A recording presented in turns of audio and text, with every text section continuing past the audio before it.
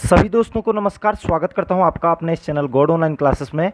दोस्तों, जैसा कि हम लोग उत्तराखंड शिक्षक पात्रता परीक्षा की तैयारी कर रहे हैं और जो काफ़ी सारे नए लोग इस बार इस परीक्षा को देंगे दोस्तों, और इसमें जो द्वितीय जो पेपर होता है 6 to 8 के लिए, इसका सामाजिक अध्ययन का जो शिक्षण शास्त्र है दोस्तों, जो पेपर आया था इसमें लगभग 60 क्वेश्चन आते हैं। उसका पेपर मैं आज आप लोगों के सामने सॉल्व करूंगा। तो देखते हैं पिछले साल किस तरीके के क्वेश्चन आए हुए थे 2022 में दोस्तों। ठीक है, तो ये 2022 का पेपर आप लोगों के सामने यहाँ पर डिस्कस करने वाला हूँ मैं। तो चलते हैं सामाजिक अध्ययन वाले पोर्शन पर और देखेंगे कि किस प्रकार के क्वेश्चन आए हुए हैं दोस्तों। तो बढ़ते हैं आगे को। और अगर आपने अभी तक चैनल को सब्सक्राइब नहीं किया है दोस्तों, तो चैनल को भी ज़रूर सब्सक्राइब कर लीजिएगा और अपने दोस्तों के साथ भी शेयर कीजिएगा दोस्तों। तो बढ़ते हैं आज के इस वीडियो सेशन में। ये थोड़ा क्वेश्चन नीचे आते हैं क्योंकि सामाजिक अध्ययन वाला जो पोर्शन होता है वो लगभग सबसे नीचे होता है और इसमें लगभग 60 क्वेश्चन आप लोगों के आते हैं दोस्तों। तो इसमें क्योंकि विभिन्न सारी भाषाएं आती हैं तो यहाँ पर आपका आ जाएगा। तो यहाँ पर जैसा कि हम देख पा रहे हैं दोस्तों कि जो क्वेश्चन नंबर 91 से यहाँ पर स्टार्ट हो जाता है और 150 तक यहाँ पर एक क्वेश्चन आप लोगों को मिलेंगे दोस्तों। ठीक है, तो देखते हैं। ये थोड़ा टाइम ले रहा है दोस्तों। यहाँ से शुरू होता है दोस्तों। तो सामाजिक अध्ययन वाला जो पोर्शन जो पिछली बार आया हुआ है, इसका जो पहला ही क्वेश्चन देख पा रहे हैं हम यहाँ पर 91 क्वेश्चन है सांस्कृतिक सामाजिक और वर्ग विभेद। सांस्कृतिक और वर्ग विभेद कक्षीय संदर्भ में अपने पक्षपात पूर्वाग्रहों और अभिवृत्तियों को उत्पन्न करते हैं। ठीक है, सांस्कृतिक सामाजिक और वर्ग विभेद कक्षीय संदर्भ में अपने पक्षपात पूर्वाग्रहों और अभिवृत्तियों को उत्पन्न करते हैं अतः शिक्षण का उपागम होना चाहिए। किस प्रकार का उपागम होना चाहिए? जहाँ सांस्कृतिक सामाजिक और वर्ग विभेदीय कक्षा होती है तो वहाँ पर शिक्षण उपागम किस प्रकार का होना चाहिए? यहाँ पर है व्याख्यान पद्धति, परियोजना उन्मुखी, चर्चा उन्मुखी या मुक्त अंत। तो इसको इंग्लिश में बोलते हैं दोस्तों ओपन एंडेड। ठीक है, जहाँ पर भी कक्षीय संदर्भ में सांस्कृतिक और सामाजिक वर्ग विभेद होता है वहाँ पर हमेशा शिक्षण का जो उपागम होना चाहिए वो मुक्त अंत कहते हैं इसको, ये होना चाहिए। क्योंकि ये मुक्त अंत में या फिर ओपन एंडेड में क्या होता है कि एक अलग तरीके की सोच के साथ शिक्षण कार्य किए जाते हैं दोस्तों। तो एक नई तरीके की सोच के साथ कार्य किए जाते हैं अथवा इसे मुक्त एंड कहते हैं। अर्थात ये कह सकते हैं कि पूर्वाग्रहों और अभिवृत्तियों से बचने के लिए हम मुक्त अंत यानी कि ओपन एंडेड शिक्षण उपागम का प्रयोग कर सकते हैं दोस्तों। नेक्स्ट क्वेश्चन पे चलेंगे। प्रारंभिक स्तर पर इतिहास शिक्षण का सबसे महत्वपूर्ण और प्रभावी तरीका। अभी यहाँ पर प्रारंभिक स्तर पूछ रहा है दोस्तों। प्रारंभिक स्तर बेसिकली 1 से 5 तक का होता है। तो इस समय इतिहास शिक्षण का सबसे महत्वपूर्ण तरीका कौन सा होता है? यहाँ पर ऑप्शन है प्रश्नोत्तर पद्धति, कहानी कथन पद्धति, व्याख्यान पद्धति या चर्चा पद्धति। तो बच्चों को कहानी सबसे ज़्यादा पसंद आती है, तो बच्चों को इतिहास शिक्षण की सबसे प्रभावी विधि हो जाएगी प्राथमिक स्तर पर कहानी कथन पद्धति। नेक्स्ट क्वेश्चन पे चलेंगे। आप कक्षा 8 में विद्यार्थियों को विविधता में एकता पढ़ा रहे हैं। विविधता में एकता पढ़ा रहे हैं। आप विद्यार्थियों को प्रभावी तरीके से अवधारणा समझाने के लिए निम्नलिखित में से किस गतिविधि को करेंगे? तो कौन सी गतिविधि होगी विविधता में एकता के लिए? यहाँ पर है कि पाठ को अच्छी तरह पढ़ा देने के बाद परीक्षा लेना। ये तो बिल्कुल दूसरी चीज़ हो गई।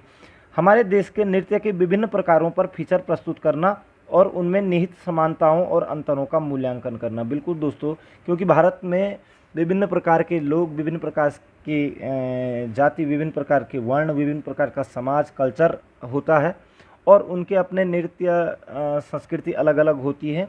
तो उनके फीचर्स दिखा करके उनमें जो समानताएं हैं और अंतर हैं उनका मूल्यांकन करना सबसे अच्छा तरीका रहेगा कि विविधता में एकता हम पढ़ा पा रहे हैं दोस्तों। नेक्स्ट क्वेश्चन पे चलते हैं। निम्न में कौन सा मानचित्र कौशल का प्रकार नहीं है? तो मानचित्र कौशल का प्रकार नहीं है। यहाँ पर ऑप्शन है दिशाओं का ज्ञान, अक्षांश एवं देशांतर का ज्ञान, जनसंख्या का ज्ञान या समय एवं दूरी का ज्ञान। तो आपने जब भी देखा होगा दोस्तों मानचित्र, तो मानचित्र में जनसंख्या का ज्ञान नहीं होता है। बाकी आपको दिशाओं का ज्ञान होना जरूरी है, अक्षांश और देशांतर का और समय और दूरी का ज्ञान भी होना जरूरी होता है। तो मानचित्र कौशल में जनसंख्या का ज्ञान आवश्यक नहीं होता है दोस्तों। नेक्स्ट क्वेश्चन पे चलते हैं। निम्नांकित में कौन सामाजिक विज्ञान के शिक्षण का लक्ष्य नहीं है? सामाजिक विज्ञान के शिक्षण का लक्ष्य क्या नहीं है? वैज्ञानिक दृष्टिकोण का विकास, सामाजिक कौशल का विकास, धार्मिक मूल्यों का विकास या मानव मूल्यों का विकास। तो याद रखेंगे दोस्तों, धार्मिक मूल्यों का विकास करना सामाजिक विज्ञान शिक्षण का लक्ष्य नहीं है। नेक्स्ट क्वेश्चन पे चलते हैं। शिक्षण की समस्या समाधान विधि के संबंध में निम्नांकित में कौन सा कथन सत्य है? तो शिक्षण की समस्या समाधान विधि के संदर्भ में कौन सी विधि, कौन सा कथन सत्य है? यह शिक्षक केंद्रित विधि है, यह शिक्षार्थी केंद्रित विधि है, यह परंपरागत विधि है, या उपरोक्त सभी। तो याद रखिएगा दोस्तों, ये शिक्षार्थी केंद्रित विधि होती है, जो समस्या समाधान विधि होती है। ठीक है, तो इस प्रकार के क्वेश्चन आ जाते हैं वहाँ पर। तो ये शिक्षार्थी केंद्रित विधि होती है, समस्या समाधान विधि इसका राइट आंसर है। उसके बाद नेक्स्ट क्वेश्चन, अब यहाँ से अभी तक पेडागोजी से रिलेटेड क्वेश्चन थे। अब यहाँ से आगे आपका जनरल स्टडी यानी कि इतिहास, भूगोल, इकोनॉमिक्स, इससे रिलेटेड क्वेश्चन आप लोगों के सामने आएंगे। तो यहाँ पर 97 पे देख रहे हैं, ललित विस्तार नामक ग्रंथ बौद्ध धर्म की किस शाखा से संबंधित है? तो ललित विस्तार एक ग्रंथ है जो कि बौद्ध संप्रदाय से है। तो यहाँ पर ऑप्शन है महायान से, हीनयान से, वज्रयान से या सहजयान से। तो याद रखेंगे दोस्तों, जो ललित विस्तार नामक ग्रंथ है यह आपका महायान शाखा से संबंधित है दोस्तों। ठीक है, ललित विस्तार आपका महायान से संबंधित है। उसके बाद नेक्स्ट क्वेश्चन है, सुत्त पिटक के निम्नलिखित किस निकाय में जातक कथाएं मिलती हैं? जातक कथाएं जिसमें कि भगवान बुद्ध की पूर्व जन्म की कहानियां उपलब्ध हैं। तो सुत्त पिटक के किस निकाय में जातक कथाएं मिलती हैं? तो यहाँ पर है दीर्घ निकाय, मिंझक निकाय, अंगुत्तर निकाय या खुद्दक निकाय। तो ये इसका आंसर है दोस्तों खुद्दक निकाय। सुत्त पिटक के खुद्दक निकाय में जातक कथाएं मिलती हैं दोस्तों। नेक्स्ट क्वेश्चन पे चलेंगे, किस उपनिषद में नचिकेता की कथा पाई जाती है? कौन सा उपनिषद है जिसमें नचिकेता और यम की कहानी का वार्तालाप भी है? तो यहाँ पर है केन उपनिषद, कठ उपनिषद, प्रश्न उपनिषद या मुंडक उपनिषद। तो याद रखें, कठोपनिषद है दोस्तों, उसको कठ उपनिषद भी कहा जाता है। ठीक है, और ये यजुर्वेद का एक भाग है दोस्तों। तो कठ उपनिषद यानी कि कठोपनिषद में नचिकेता और यमराज की कहानी का दी गई है दोस्तों। 100 क्वेश्चन है, निम्नांकित किस राजा द्वारा विक्रमशिला विश्वविद्यालय की स्थापना की गई? तो विक्रमशिला विश्वविद्यालय की स्थापना किसके द्वारा की गई? यहाँ पर ऑप्शन है मिहिर भोज, धर्मपाल, देवपाल या नागभट्ट। तो पाल वंश का जो एक राजा था धर्मपाल, इसने दोस्तों विक्रमशिला विश्वविद्यालय की स्थापना की थी 8वीं सदी में। ठीक है, नेक्स्ट क्वेश्चन पे चलेंगे, निम्न में कौन सा नगर संत रामानंद का जन्म स्थान है? तो संत रामानंद का जन्म स्थान कहाँ पर हुआ था? बनारस, वल्लभी, प्रयाग या कन्नौज। तो याद रखेंगे दोस्तों, जो संत रामानंद हैं इनका जन्म हुआ था प्रयागराज में दोस्तों। ठीक है, नेक्स्ट क्वेश्चन पे चलते हैं, सल्तनत काल में कौन सा विभाग धार्मिक मामलों, पवित्र संस्थानों तथा योग्य विद्वानों और धर्मपरायण पुरुषों को वृत्ति प्रदान करने का कार्य करता था? तो सल्तनत काल में कौन सा विभाग धार्मिक मामलों, पवित्र संस्थानों और योग्य विद्वानों और धर्मपरायण पुरुषों के लिए वृत्ति प्रदान करने का कार्य करता था? यहाँ पर है दीवाने इंसा, दीवाने कजा, दीवाने रसातल या दीवाने बिजारत। तो याद रखेंगे दोस्तों, जो दीवाने रसातल है ये आपका धार्मिक मामलों, पवित्र संस्थाओं और योग्य विद्वानों और धर्मपरायण पुरुषों के लिए वृत्ति प्रदान करता था, दीवान ए रसातल दोस्तों। ठीक है, जबकि दीवाने कजा एक न्याय विभाग था इसी प्रकार का, और दीवाने इंसा आपका एक पत्रकारिता विभाग था। ठीक है, और दीवाने विजारत आपका रक्षा से रिलेटेड था दोस्तों। ठीक है, तो इस तरीके से हम लोग याद रखेंगे। नेक्स्ट क्वेश्चन पे चलेंगे, निम्नांकित किस वर्ष में अकबर ने दहसाला राजस्व व्यवस्था को लागू किया? तो दहसाला राजस्व व्यवस्था यानी कि प्रीवियस 10 सालों की में जितना भी हुआ था, ठीक है, उसका लेखा जोखा प्राप्त किया था। ठीक है, तो दहसाला राजस्व व्यवस्था को लागू किया था किस वर्ष अकबर ने? यहाँ पर है 1570, 1575, 1580, 85। तो याद रखेंगे दोस्तों, 1580 ईस्वी में दहसाला राजस्व व्यवस्था को लागू किया था अकबर के द्वारा दोस्तों। ठीक है, नेक्स्ट क्वेश्चन पे चलते हैं, निम्नांकित में कौन मुगल बादशाह वीणा वादन में प्रवीण था? तो वीणा वादन में कौन प्रवीण था? तो ये था दोस्तों आपका औरंगजेब। ठीक है, वीणा बजाने में सर्वोपरि था औरंगजेब। नेक्स्ट क्वेश्चन आता है, निम्नांकित में किस शासक ने हैदराबाद में 4 मीनार बनाई थी? तो 4 मीनार बनाई थी मोहम्मद कुली कुतुब शाह ने दोस्तों। ठीक है, 4 मीनार आपके हैदराबाद में हो, मोहम्मद कुली कुतुब शाह ने 4 मीनार का निर्माण किया था। उसके बाद नेक्स्ट क्वेश्चन पे चलते हैं, निम्न में से किसे लोकहितवादी कहा जाता है? तो लोकहितवादी किसे कहा जाता है? यहाँ पर ऑप्शन है ईश्वरचंद विद्यासागर, गोपाल हरि देशमुख, बिल्कुल ही नहीं कहा जाता है दोस्तों। तो गोपाल हरि देशमुख को लोकहितवादी के नाम से जाना जाता है दोस्तों। ये महाराष्ट्र के एक समाज सुधारक और ये कह सकते हैं कि स्वतंत्रता सेनानी थे दोस्तों। तो लोकहितवादी के नाम से जाना जाते हैं गोपाल हरि देशमुख। नेक्स्ट क्वेश्चन है, किस वर्ष सिंध को ब्रिटिश साम्राज्य में सम्मिलित किया गया था?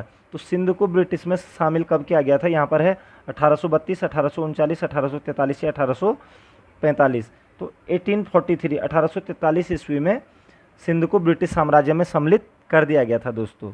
नेक्स्ट क्वेश्चन है, निम्न में से किसने क्रांतिकारियों की गुप्त संस्था अभिनव भारत का संगठन किया था? तो अभिनव भारत का संगठन किसने किया था? यहाँ पर है खुदीराम बोस, प्रफुल्ल चाकी, बी डी सावरकर या श्यामजी कृष्ण वर्मा। तो इसका एग्जैक्ट आंसर हो जाएगा दोस्तों बी डी सावरकर और गणेश दामोदर सावरकर, इनके भाई ने अभिनव भारत एक संगठन की स्थापना की थी 1904 ईस्वी में दोस्तों, याद रखेंगे, ठीक है, 1904 में। तो अभिनव भारत का संगठन वी डी सावरकर या विनायक दामोदर दास सावरकर, ठीक है, दामोदर सावरकर, इन्होंने की थी दोस्तों। नेक्स्ट क्वेश्चन पे चलते हैं, किसकी आत्मकथा का शीर्षक द इंडियन स्ट्रगल है? तो इंडियन स्ट्रगल आप लोगों को सबको पता है दोस्तों, ये सुभाष चंद्र बोस की आत्मकथा का शीर्षक है, द इंडियन स्ट्रगल दोस्तों। कई बार पूछ लिया जाता है ये क्वेश्चन, और इस बार पिछली बार भी पूछा गया था। निम्नांकित में कौन हिंदुस्तान रिपब्लिकन एसोसिएशन से संबंधित नहीं था? तो हिंदुस्तान रिपब्लिकन एसोसिएशन का जो गठन किया गया था दोस्तों वो 1924 ईस्वी में किया गया था। अब वो बोला कौन इसमें शामिल नहीं था? तो राम प्रसाद बिस्मिल, अशफाकुल्ला खां, चंद्रशेखर आज़ाद या प्रफुल्ल चाकी। तो याद रखिएगा दोस्तों, प्रफुल्ल चाकी नहीं था, बाकी राम प्रसाद बिस्मिल, अशफाकुल्ला खान, चंद्रशेखर आज़ाद, बाद में भगत सिंह भी इसमें शामिल हुए थे, तो इसको याद रखेंगे। तो हिंदुस्तान रिपब्लिकन एसोसिएशन से संबंधित नहीं था प्रफुल्ल चाकी। नेक्स्ट क्वेश्चन पे चलते हैं, कांग्रेस के किस अधिवेशन में पूर्ण स्वराज का प्रस्ताव पारित किया गया था? इस पर बहुत सारी बातें हो रखी हैं। तो लाहौर अधिवेशन 1929 दोस्तों, याद रखेंगे, लाहौर अधिवेशन 1929। किस वर्ष the All India States People Conference की स्थापना हुई थी? The All India State Peoples Conference की स्थापना किस वर्ष हुई थी? तो यहाँ पर 1922, 1925, 1927 या 1931। तो 1927 ईस्वी में हुई थी दोस्तों। नेक्स्ट क्वेश्चन पे चलेंगे, राज्य पुनर्गठन अधिनियम किस वर्ष पारित हुआ था? तो राज्य पुनर्गठन अधिनियम किस वर्ष पारित हुआ था? यहाँ पर है 1951, 1954, 1956 या 1930 में। तो 31 अगस्त 1956 को राज्य पुनर्गठन अधिनियम पारित हुआ था दोस्तों, ठीक है, 1956 याद रखेंगे। नेक्स्ट क्वेश्चन पे चलेंगे, भारतीय नागरिकों के मौलिक अधिकारों को रखा गया है। तो मौलिक अधिकारों को कहाँ रखा गया है?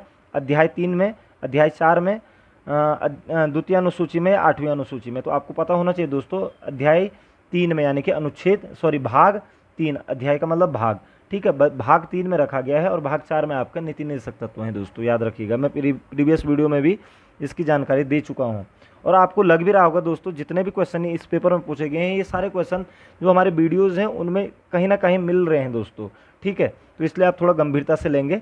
नेक्स्ट क्वेश्चन पे चलेंगे, भारत का राष्ट्रपति है, तो यहाँ पर ऑप्शन है राष्ट्राध्यक्ष, सरकार का मुखिया, ए और बी दोनों, या उपरोक्त में से कोई नहीं। तो देखिए दोस्तों, भारत का राष्ट्रपति में कार्यपालिका की संपूर्ण शक्ति निहित होती है, ठीक है, लेकिन जो भारत का जो राष्ट्रपति है वो ना तो राष्ट्राध्यक्ष होता है, ना ही सरकार का मुखिया, क्योंकि सरकार का मुखिया जो होता है वो प्रधानमंत्री होता है दोस्तों, ठीक है, इसलिए इसका उत्तर हो जाएगा उपरोक्त में से कोई नहीं, ठीक है। उसके बाद नेक्स्ट क्वेश्चन पे चलते हैं, किस राज्य में सर्वप्रथम पंचायती राज प्रारंभ किया गया? तो किस राज्य में सर्वप्रथम पंचायती राज प्रारंभ किया गया? यहाँ पर है राजस्थान, गुजरात, बिहार या आंध्र प्रदेश। तो याद रखेंगे दोस्तों, सर्वप्रथम पंचायती राज प्रारंभ करने वाला राज्य जो था वो था आपका राजस्थान के नागौर में 2 अक्टूबर 1959 में प्रारंभ किया गया था पंचायती राज दोस्तों, ठीक है, तो राजस्थान में सर्वप्रथम किया गया था।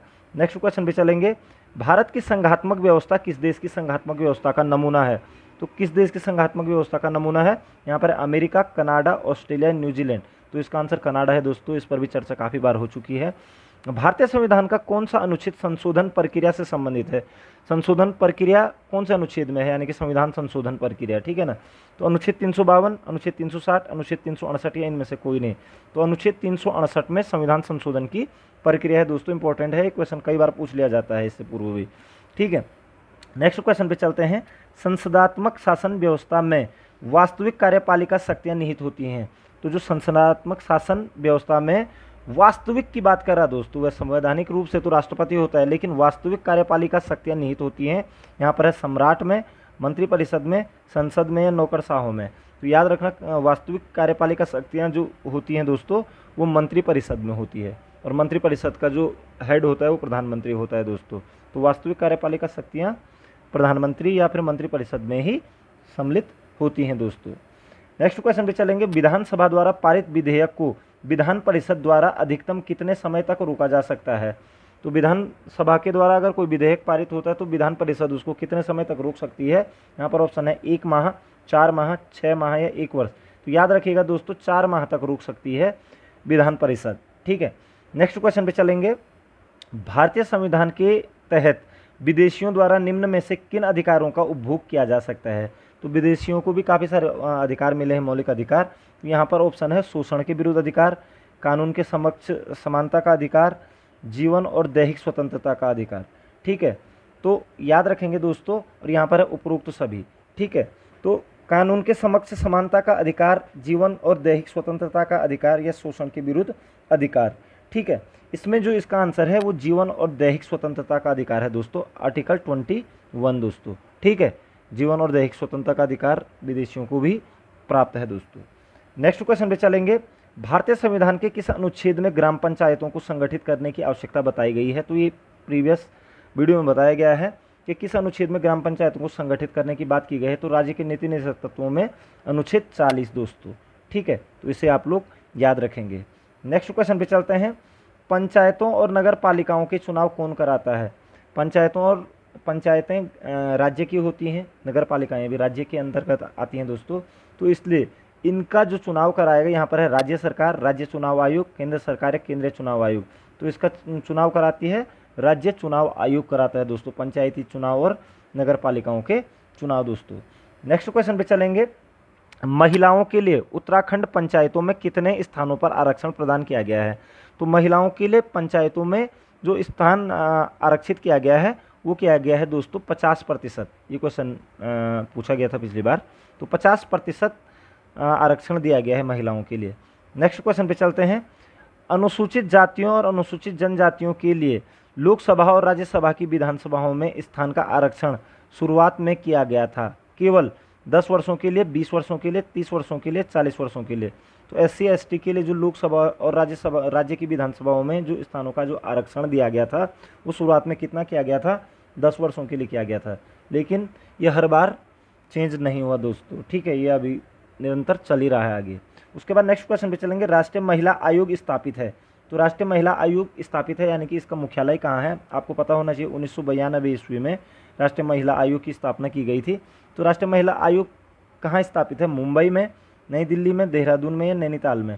तो याद रखेंगे नई दिल्ली में स्थित है दोस्तों राष्ट्रीय महिला आयोग। ठीक है, नेक्स्ट क्वेश्चन है, भारत के राष्ट्रपति द्वारा राज्यसभा में कितने सदस्यों को मनोनीत किया जाता है। तो राज्यसभा में आपको पता है दोस्तों 12 सदस्यों को किया जाता है, और लोकसभा में किया जाता है 2 सदस्यों को। ठीक है, वो भी एंग्लो इंडियन होते हैं। तो याद रखेंगे राज्यसभा में मनोनीत किया जाता है 12 सदस्यों को अनुच्छेद 80 के तहत दोस्तों। ठीक है, तो ये याद रखेंगे।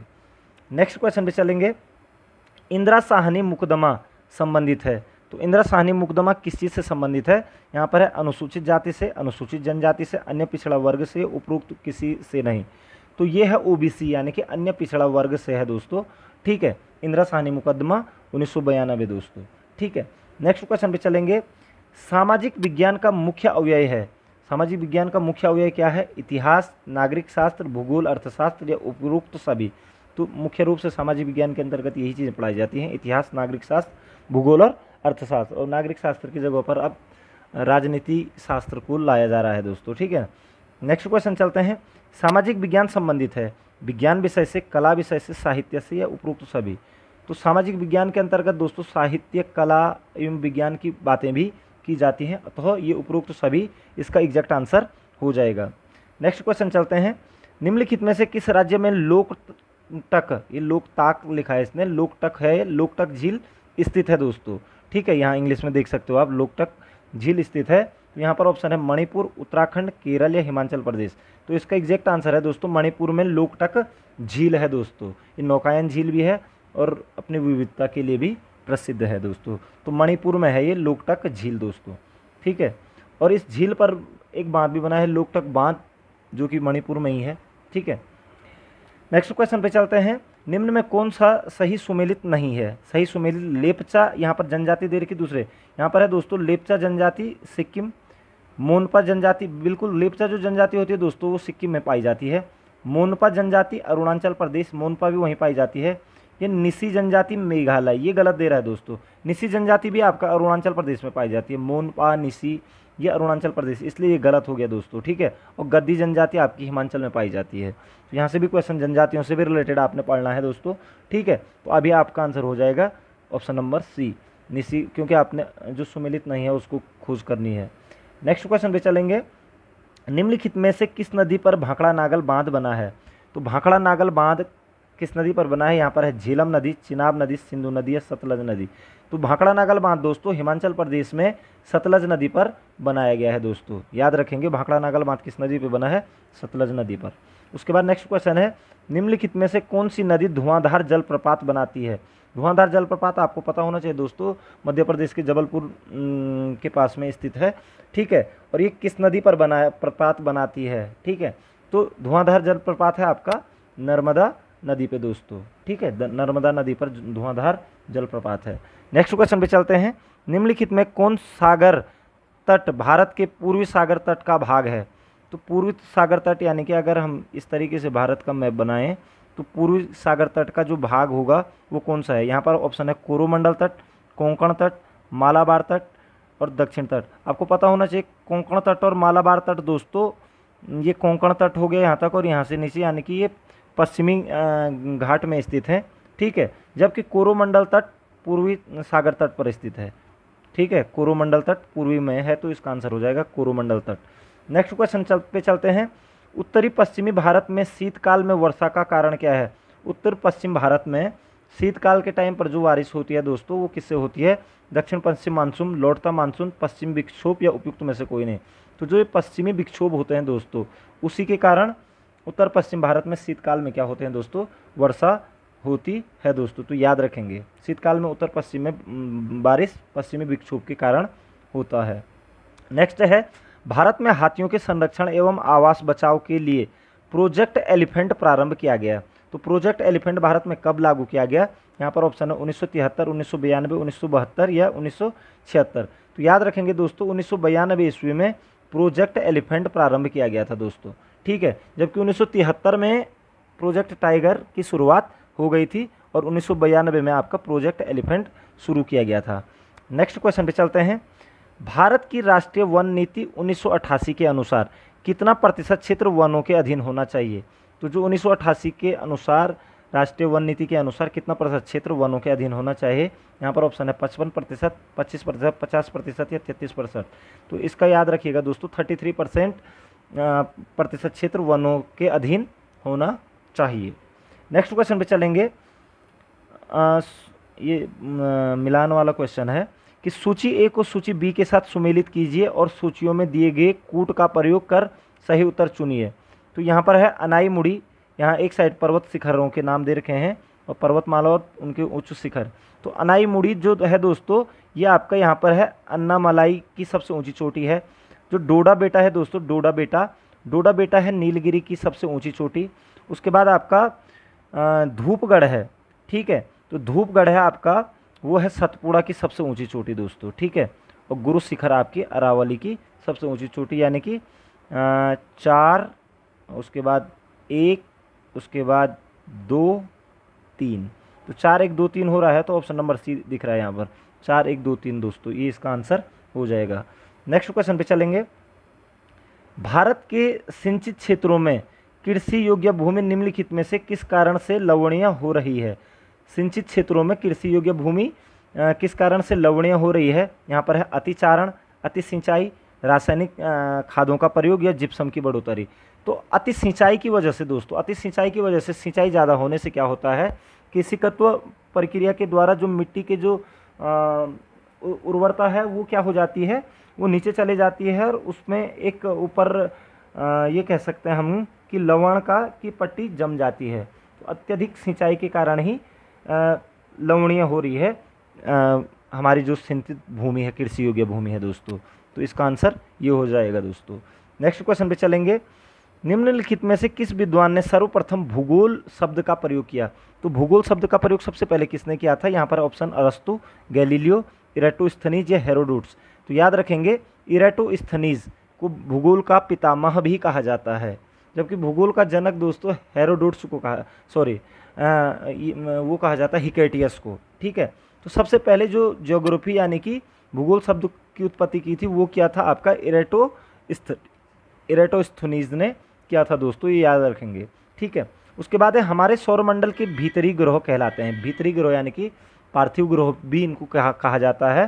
तो वो है आपके दोस्तों बुध, शुक्र, पृथ्वी, मंगल। पहला ही ऑप्शन है दोस्तों। इनको भीतरी ग्रह या इनर प्लैनेट्स कहा जाता है जो सूर्य से लगे हुए हैं। और वानस्पतिक ग्रह या फिर बाह्य ग्रह के नाम से बृहस्पति, शनि, यूरेनस व नेपच्यून जाने जाते हैं दोस्तों। तो अभी आपको भीतरी ग्रहों के बारे में बताना था। नेक्स्ट क्वेश्चन है रेडियो तरंगों का परावर्तन करने वाली वायुमंडलीय परत कहलाती है। तो रेडियो तरंगों का परावर्तन करने वाली वायुमंडलीय परत को कहते हैं दोस्तों आयनमंडल। ठीक है, आयनमंडल याद रखेंगे। नेक्स्ट क्वेश्चन पे चलते हैं। निम्नलिखित में से साधारणतः किस दिशा में गर्म जल धाराएं बहती हैं? तो गर्म जल धाराएं दोस्तों हमेशा भूमध्य सागर से उठेंगी और ध्रुवों की तरफ को जाएंगी। तो याद रखेंगे भूमध्य रेखा से ध्रुवों की ओर, भूमध्य रेखा से ध्रुवों की ओर। नेक्स्ट क्वेश्चन पे चलते हैं। निम्न में से कौन ठंडी समुद्री जलधारा नहीं है? नहीं है बोल रहा है दोस्तों। तो यहाँ पर है कनारी धारा, क्यूरोसियो धारा, लेब्राडोर धारा या आईएससीओ धारा। तो जो ठंडी नहीं है वो कौन सी धारा है दोस्तों? तो याद रखेंगे दोस्तों ये जो एक क्यूरोसियो जो धारा है ये गर्म जल धारा है। बाकी ये जितने भी है कनारी, लेब्राडोर, आईएससीओ ये सारी क्या हैं? ठंडी समुद्री जल धाराएँ हैं दोस्तों। तो क्यूरोसियो धारा आपकी ठंडी जलधारा नहीं है। नेक्स्ट क्वेश्चन पे चलते हैं। आइसोहेलाइन निम्नलिखित में से किसको दिखाता है? तो आइसोहेलाइन किसको दिखाता है? तापमान, दाब, लवणता या मेघाच्छादन। तो समान लवणता वाले क्षेत्रों को जो मानचित्र पर दिखाया जाता है दोस्तों उसे ही क्या कहा जाता है? आइसोहेलाइन कहा जाता है। तो ऑप्शन नंबर सी, समान लवणता वाले स्थानों को दोस्तों। ठीक है, आइसोहेलाइन। नेक्स्ट क्वेश्चन है निम्नलिखित में कौन सा कथन खनिजों के संदर्भ में सही नहीं है? तो कौन सा कथन सही नहीं है? ये प्राकृतिक रूप से खनिजों के बारे में, ये प्राकृतिक रूप से प्राप्त होने वाले पदार्थ हैं, बिल्कुल सही है। इनका एक निश्चित रासायनिक संगठन होता है, ये भी बिल्कुल सही है दोस्तों। तीसरा, ये विभिन्न प्रकार के भूवैज्ञानिक परिवेश में निर्मित होते हैं, ये बात भी सही है। सभी खनिज अधात्विक होते हैं, ये बात गलत है दोस्तों। सभी खनिज अधात्विक, कुछ खनिज धातु भी होती हैं दोस्तों, कुछ अधातु होती हैं। ठीक है, तो ये आपका ये यहाँ पर गलत हो जाएगा। नेक्स्ट क्वेश्चन पे चलते हैं। अधिकांश दुर्गम क्षेत्रों और आपदाओं के समय लोगों को बचाने और भोजन, जल, कपड़े और दवाओं को वितरित करने के लिए यातायात का कौन सा साधन बेहद उपयोगी है? तो कौन सा यातायात का कौन सा साधन बेहद उपयोगी है? यहाँ पर ऑप्शन है रेल मार्ग, सड़क मार्ग, जल मार्ग या वायु मार्ग। तो बिल्कुल वायु मार्ग हो जाएगा दोस्तों इसका आंसर सही। नेक्स्ट क्वेश्चन पे चलेंगे। राष्ट्रीय पाठ्यचर्या की रूपरेखा एनसीएफ 2005 की संस्तुति के अनुसार बच्चों का विद्यालयी जीवन निम्नलिखित में किसके साथ जुड़ना चाहिए? तो विद्यालयी जीवन हमेशा बाह्य वातावरण के साथ जुड़ना चाहिए दोस्तों। यहाँ पर ऑप्शन है ऑप्शन नंबर डी, विद्यालय के बाह्य वातावरण के साथ। और लास्ट क्वेश्चन है कि कारखाना विषय को पढ़ाने के लिए सबसे उपयोगी विधि होगी। तो कारखाना विषय को पढ़ाने के लिए सबसे अच्छी विधि होगी, मैंने आप लोगों को ये बात बताई भी है। पहला ही वीडियो जो हम इस बार का डाला था उसमें एक क्वेश्चन आया था कि कोई डॉक्यूमेंट्री फिल्म दिखा करके हम कारखाना विधि को विषय को अच्छे से पढ़ा सकते हैं दोस्तों। तो ऑप्शन नंबर डी यहाँ पर दिख रहा है कि एक डॉक्यूमेंट्री फिल्म दिखा करके दोस्तों। ठीक है, तो आशा करता हूँ आपको ये क्वेश्चन क्लियर भी हो गए होंगे और आपने ये जस्ट भी किया होगा कि जो मेरी पुरानी 9 वीडियोज़ आ चुकी हैं उनमें काफ़ी सारे क्वेश्चन यहाँ से थे दोस्तों। इसी प्रकार से जो पिछले साल की जो मैंने 20 वीडियोज़ डाल रखी है उनका भी आप अवलोकन कीजिएगा, क्योंकि उत्तराखंड जो ये टीईटी है यहाँ पर क्वेश्चन लगभग यहीं से पूछे जाते हैं दोस्तों। ठीक है, तो इन पर ज़्यादा फोकस करने की कोशिश करेंगे तो आप लोगों को एक अच्छा स्कोर करने में कामयाबी मिलेगी दोस्तों। तो आशा करता हूँ आपको ये वीडियो पसंद आई होगी। मिलता हूँ नेक्स्ट वीडियो में। आपका उज्जवल समय हो दोस्तों, आपके उज्जवल भविष्य की कामना के साथ। जय हिंद, जय भारत, जय उत्तराखंड।